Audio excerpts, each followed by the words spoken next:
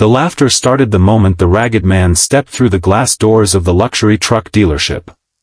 His faded brown jacket was patched at the elbow, his boots were covered in dried dust, and his old canvas bag looked like it had survived more years than anyone could count. He stood beneath the bright daytime showroom lights surrounded by 5 brand-new Mercedes trucks, each polished so perfectly that the sunlight from the wide windows reflected across their silver bodies. A salesman glanced at him, then at the other employees, and laughed under his breath. Another salesman whispered that the man had probably walked in by mistake. But nobody knew that before sunset, every person standing in that showroom would remember his face. Nobody knew that the decision to laugh at him would cost the dealership one of the biggest opportunities in its history. And nobody knew that the man carrying that old canvas bag had spent years building something far more valuable than expensive clothes could ever reveal. If you believe in kindness, second chances, and never judging someone by their appearance, take a moment to like, comment, share, and subscribe to Kindness Corner 2.0. Because sometimes the person everyone ignores is carrying the very opportunity everyone else is praying for.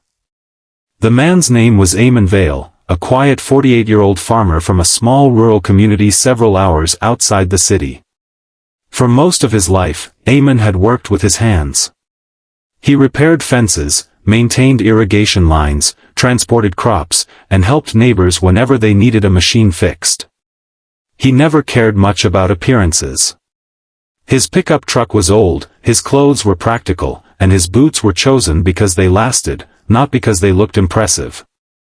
But behind his simple appearance was a man who had spent 27 years learning everything about farming, transportation, and agricultural logistics. That morning, Eamon had driven nearly 4 hours because his small agricultural cooperative had finally secured a major distribution contract. The contract was larger than anything his community had ever handled. They needed 5 heavy-duty trucks immediately to transport produce between farms, storage facilities, and regional markets.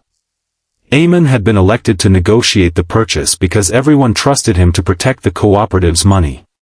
When he entered the Mercedes dealership, he wasn't looking for attention. He was looking for 5 reliable vehicles. A salesman named Corbin approached him with a polished smile that disappeared almost immediately after looking at Eamon's clothes. Corbin asked whether Eamon needed directions to the service department. Eamon calmly explained that he wanted information about 5 Mercedes trucks. Corbin stared at him for a moment before asking if he was serious. Eamon nodded and opened his canvas bag. Inside were documents, specifications, bank letters, and a carefully prepared purchase authorization from the cooperative. He explained that he wanted 5 trucks with specific configurations and that if the dealership could meet the requirements, he was prepared to complete the purchase that afternoon. Instead of reading the papers, Corbin laughed. Another employee named Mireya joined him, and soon several people in the showroom were smiling. Someone joked that perhaps Eamon had mistaken the dealership for a farm equipment yard. Eamon heard every word. He felt the embarrassment, but he refused to let anger control him. He had spent too many years learning that dignity was not something another person could take away. He simply asked to speak with the manager. The manager, Selwyn Price, eventually came downstairs. He was a sharply dressed man in his early 50s who had spent years managing high-end vehicle sales. When he saw Eamon, he assumed the same thing as everyone else. But unlike the others, Selwyn at least agreed to look at the documents. His expression changed slowly. The purchase authorization was genuine. The cooperative had the funds. The contract was legitimate. The 5 trucks were not a fantasy. Eamon really was there to buy them. Selwyn asked why he had chosen Mercedes. Eamon explained that he wasn't buying the trucks to impress anyone. He was buying them because the cooperative needed vehicles that could handle long distances, difficult roads, and heavy agricultural loads while keeping operating costs manageable. He had researched several manufacturers and had selected Mercedes because the models matched the cooperative's requirements. For the first time, the room became quiet. Selwyn asked Eamon which 5 vehicles he wanted. Eamon pointed toward the showroom. Those 5. The exact 5 vehicles everyone had been admiring all morning. Corbin's smile vanished. Mireya looked down at the floor. Selwyn immediately began preparing the paperwork, but Eamon wasn't finished. He had one final question. He wanted to know whether the dealership would provide a maintenance agreement and driver training as part of the purchase. Selwyn said they could arrange it. Eamon nodded. Then he added something nobody expected. He said he would only purchase the trucks if the dealership treated his drivers with the same respect they had shown him after discovering he had money. Selwyn looked toward Corbin. The showroom suddenly felt much smaller. Eamon explained that his drivers were farmers, mechanics, and young workers from small communities. Some owned old vehicles. Some had never entered a luxury dealership. If the dealership was going to work with them, Eamon wanted them treated with dignity from the first day. Selwyn was silent for several seconds. Then he apologized. Not because he was afraid of losing the sale, but because he realized the dealership had failed a simple test of character. He asked Eamon whether there was anything they could do to make things right. Eamon looked around the showroom and said there was.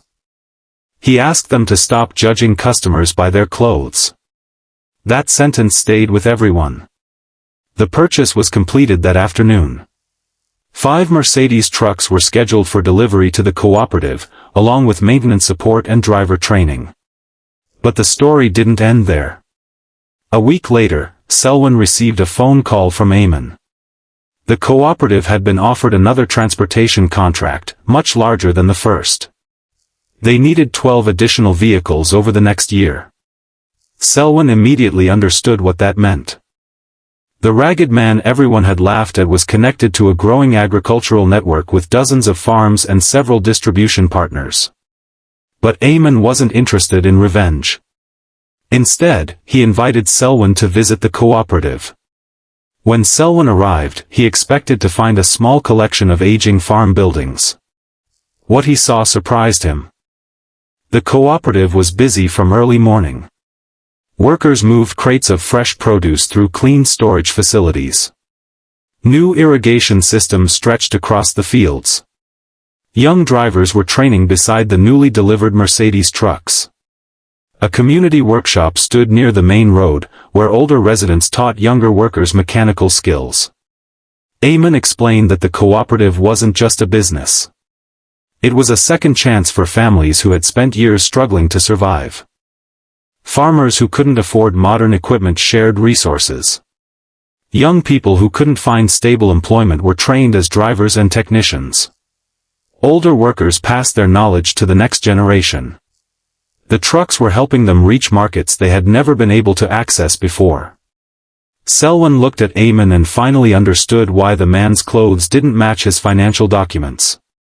Eamon had never been interested in looking wealthy. He was interested in making other people wealthy through opportunity. Months passed.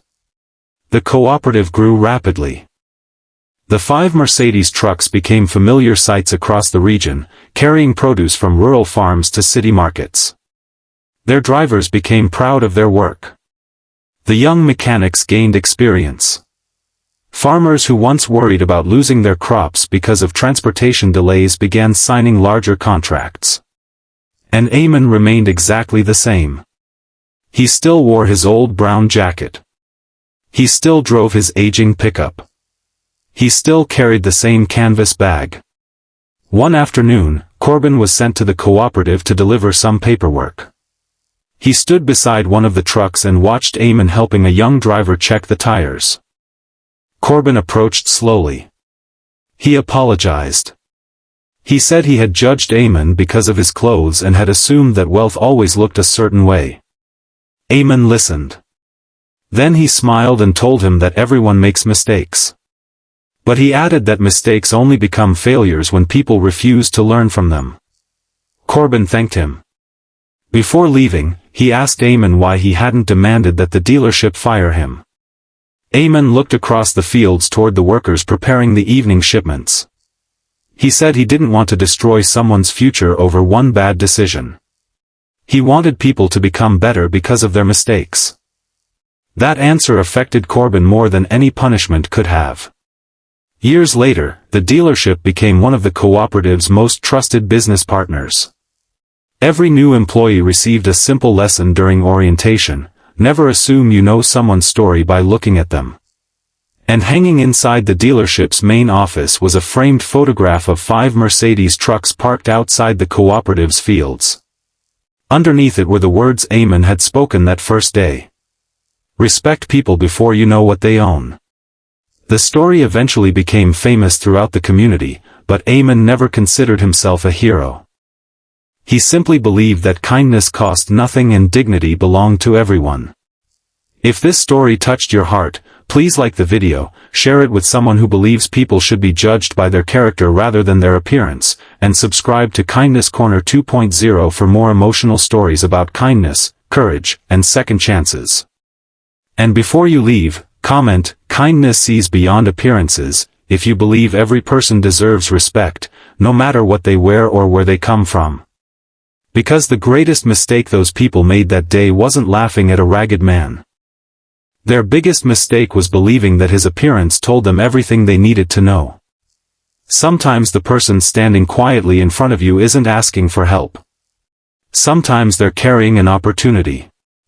And sometimes, the person everyone overlooks is the very person who can change everyone's future.